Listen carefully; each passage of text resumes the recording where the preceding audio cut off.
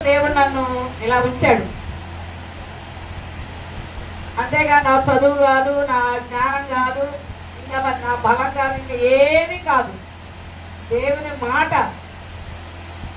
ఉపాధ్యాయులు బోధించే పాఠాల ఏంటి? స్వపరీక్ష చేసుకోవాలి. అర్థమైందా?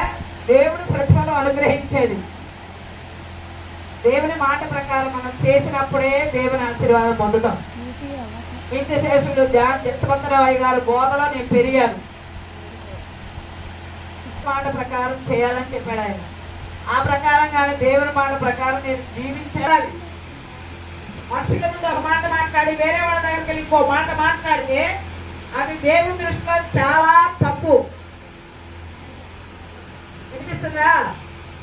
మనం వచ్చేది దేవుని సన్నిధికి. మన సహవాస పరిస్థితులన్నీ వేరు. ప్రభు మాట్లాడాలి, ప్రభు దర్శించాలి. ప్రభు మాట్లాడితేనే మన బాప్తిసం ఇస్తాం. కానీ ఆ అనుభవానికి చాలా కష్టపడాలి. కానీ మరి రక్షణ పొందాము, బాప్తిసాలు తీసుకున్నామని చెప్తున్నారు, కానీ సరైన మార్పు లేదు.